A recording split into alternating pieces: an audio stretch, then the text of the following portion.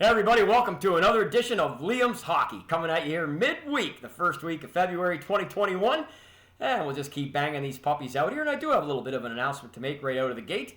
On Mondays, I'll probably do one between now and Monday, maybe even one with a little bit of a different feel to it. Might do something with a little bit more of historical, not implications, but more of a historical feel to it based on a thread I was on last night in Twitter. Ended up spinning back to 1920s, and I was talking about a character named Sprague Cleghorn, which is a name none of you probably know. But suffice to say that there's some stories I think I could present in an entertaining fashion about some of the days gone by, and I may throw one of those in a week as well. But in the meantime, the gist of what I'm doing here with Liam's Hockey is, of course, going to continue, minimum twice a week. And the one on Monday, and I will be doing one on Monday, will be the first one with a sponsor and possibly more. But we're very happy to say it's just me here. I'm just going to bang these out.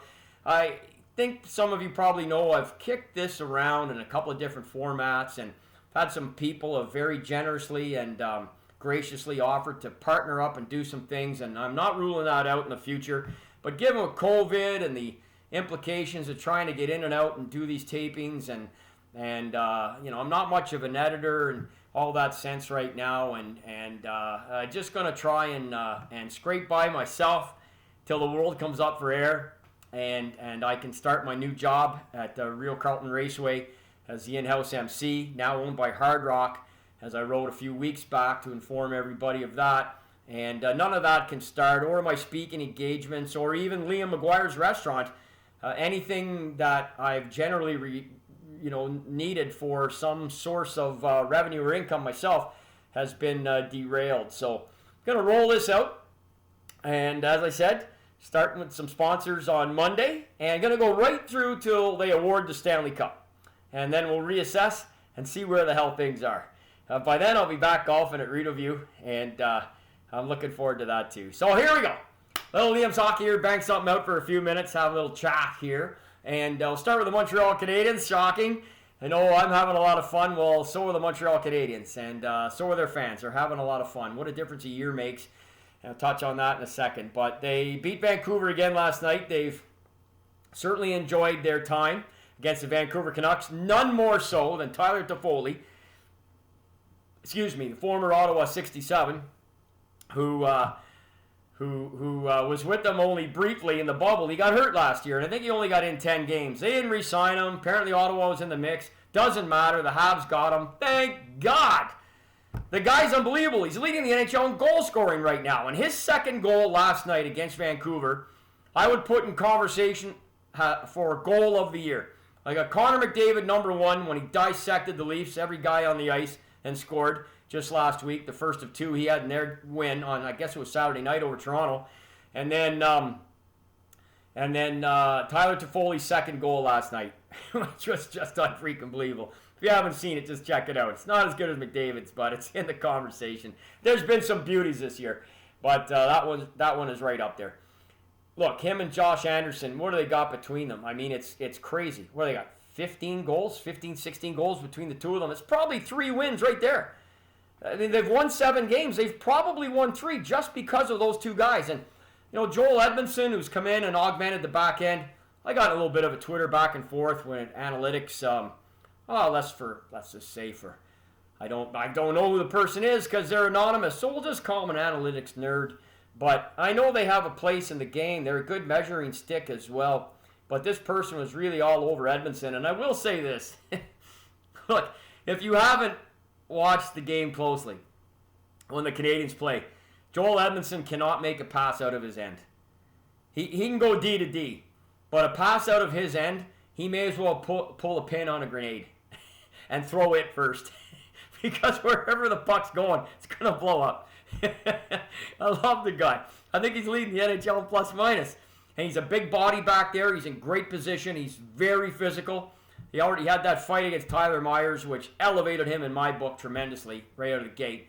But you could see where some of the analytics, and I don't know, I will never profess to know how they all work. I'm an eye test guy, and I can tell you right now that he passes my eye test. But I'm also here to tell you that where I could see the deficiencies and why if you had to play him north of 22, 23 minutes, that you'd be in a world of hurt, I think, because he doesn't really handle the puck all that well.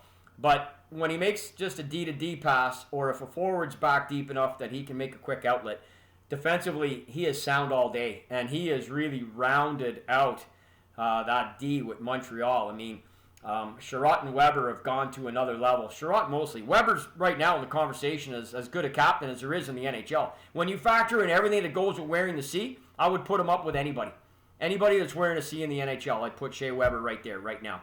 And Sherratt's been outstanding. Jeff Petrie, what more can you say? I mean, he's second to Hughes on Vancouver in goal and scoring for a defenseman right now. I mean, that's not going to last more than likely, but he is playing at a level that has been unforeseen. And you can't tell me they're feeding off each other.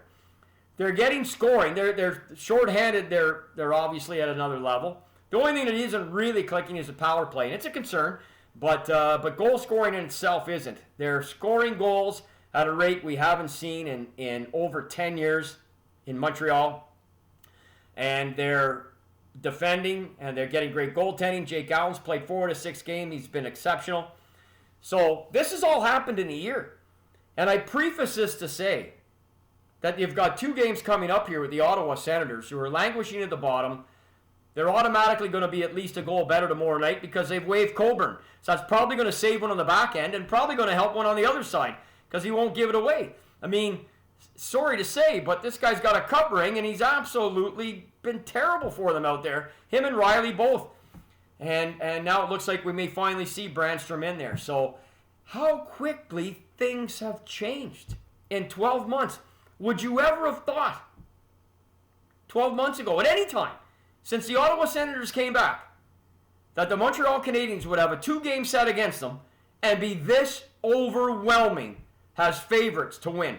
It has not happened in the Ottawa Senators' lifetime, the modern Ottawa Senators. So this is really uncharted waters, but it just goes to show, I'm trying to try to tell Sens fans to relax. Things will change. Things are going to change.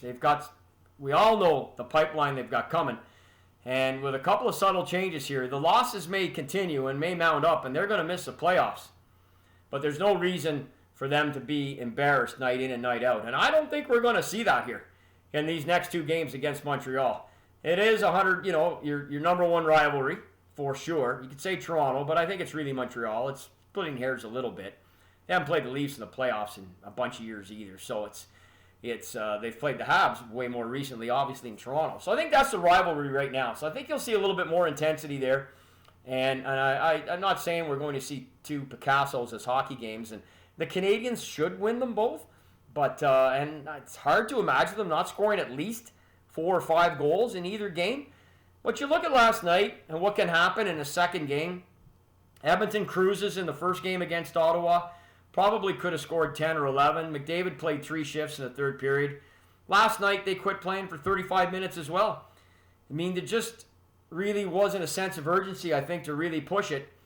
And even though when it was close, McDavid got more ice time last night than he did in the game before, he really should have had a couple there. He missed some great opportunities in front. But that said, it was for whatever reason didn't score. And Ottawa had some chances and ended up making it a 2-goal game. So definitely not as embarrassing as the night before and a couple of the other losses that they've had. And I think that's what we'll see here over these next 2 games. I don't think there'll be blowouts. I think if Montreal came out, went pedal to metal, and played it like it was a Game 7, do or die, yeah, you'd probably see the Habs light it up. But I just don't think that'll be the case. And I think that's just a little bit of human nature, too. When you're not really pushed or pressured, you respond accordingly, and I think they will kind of play down. My point in all that is, when have you ever seen that? Since Ottawa came back in the NHL, when have you ever seen that? Never seen it. Never, ever seen it. That's how quickly things can change. So something to consider if you're a Sens fan. Now, it's on your general manager and your pro scouting, your hockey ops department. Right now, I think that's getting an F in Ottawa. So remains to be seen. Hate to say it, got friends there. But just from a professional point of view, assessing it, you have to say that right now. So they've got to shore some things up, and maybe waiving Coburn, and who knows? That was over an hour ago, so let's see, possibly something else has happened in the interim. But Brännström has been recalled, at least minimally, to the taxi squad. And I think we'll probably see him tomorrow night against the Montreal Canadiens. Vancouver, again, they're in Toronto tonight. The Leafs haven't played in a little bit. The Habs have leapfrogged them in the standings. Vancouver had a great pushback last night. It's funny, reading online, and anybody who comments about the game to any degree online, everybody sees it different. Everybody sees it different. I mean, first of all, there's no way to other than put it. And Vancouver had very significant pushback last night. They really did. There's no doubt about that. And the Canadiens were full measure for that win. I mean, Vancouver made it 4-3 with a goalie out. They're down 2, scored, and had Demko out for another minute or so before Petrie scored to make it 5-3 with the empty netter. So Vancouver had great pushback. I thought their transition game, the way I saw it, I thought their transition game was excellent last night. I thought they really they forechecked the hell out of the Habs and got a lot of offensive zone play out of it. They worked the perimeters. They got shot attempts. They may not have got all those shots through, but they got enough through to make a game of it, to hang around for sure. And this is what you're going to see in a lot of these back-to-backs. It's so tough to beat a team a second time. How many times have we said that in tournaments like the World Juniors and where we see this, where you get to see a second team in a short period of time? We're not used to seeing it in the NHL, but now it's everywhere because of the COVID baseball schedule that we're playing. So Calgary and Winnipeg, a little reversal there last night. I won't touch on that too much. I didn't say much about Tkachuk's game on Saturday when I touched on my last little Liam's hockey here. He was pretty quiet. I think he got into it there, right? There's something at the end of the game, I think. But yeah, he didn't really do much. They got the win anyway, and he scored 2 goals last night. So the guy's a hell of a hockey player. No one's denying that. But last night it was the other Tkachuk and Kassian at the end of the game. But Kassian doing the whole family there. So, but yeah, we'll leave Vancouver and Calgary alone for now, and we'll wrap this up. I just wanted to say a couple things about the Habs and the Sens and the Canucks primarily. Leafs we haven't seen in a few games. They're playing Vancouver tonight, as I said. Now I wanted to finish with a couple of things. What I'm going to bring up an old 70s tune here and just let it take us out here in just a minute. But and my toast, of course. But I wanted to tee up tonight's game. I'll be watching. There's 2 tonight. One, in fact, at 5:30. But I'll be watching Philadelphia-Boston tonight. This is their 3rd game that they're playing this year. You know, you're already seeing some trends, right? Laine played last night, his first game. Columbus lost 6-3 to the defending Stanley Cup finalists, Dallas Stars. I didn't really see any of the game. Maybe 4 minutes of it. That was about it. I know Laine made a great pass in the first.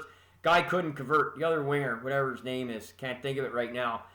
But, he's going to need a couple weeks. Hopefully less. But he's going to need at least 7 to 10 days minimum, I think, to get his legs underneath him here. He hasn't been playing. New style, new coach, the whole 9 yards. But I don't care what he does. I think he's going to play okay for Columbus, but I don't see them making the playoffs anyway. I think you can mail it in right now, those 4 teams. You got Tampa Bay, Carolina, Florida, and Dallas. I think are your 4 playoff teams already in the Central Division. That's the way I see it. I mean, you're seeing some trends already. And if you look in the division with Boston and Philly and throw in Washington, now the Bruins have come on, and they look now more like the Bruins of last year, who were the best team in the NHL until COVID hit. They look like the 3 teams minimally right now that'll be in that division. So you got Boston, Philly tonight. Should be a dandy. The Flyers have lost both first games. They lost the first in a shootout, and they got smoked in the second one 6-1. So this should be a beauty tonight. And I'm looking forward to seeing it. And I wanted to highlight 2 players. I want to do this each show as well.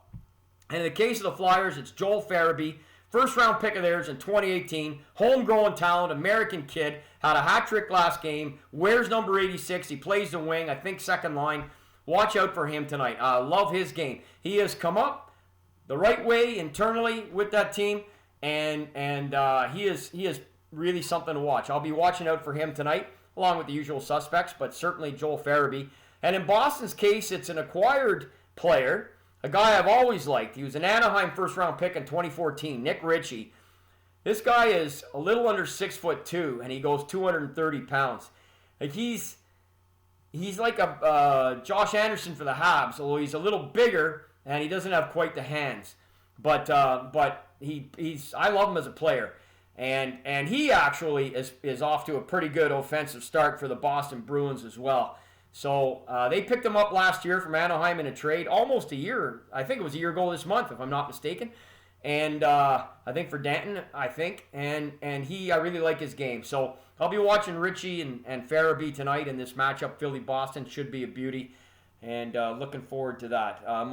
My toasts this week as we wrap up is Black History Month, and we touched on that last show with Spider Jones and my dear friend from Rita View Days, from Days Gone By, Daryl Maxwell. Yeah, so I want to touch on that as well, and I'm going to toast Tony McKegney.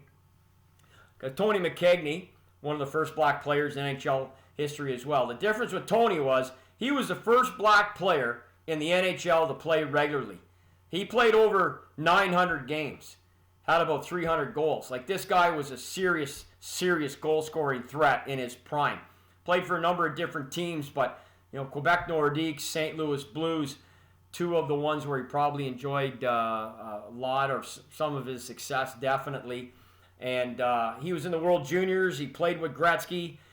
I did a lot of, I wouldn't say so much work, but we had quite a conversation going back and forth, both online and on the phone last year. I was trying to help him get his book project off the ground. Now, it's fallen by the wayside.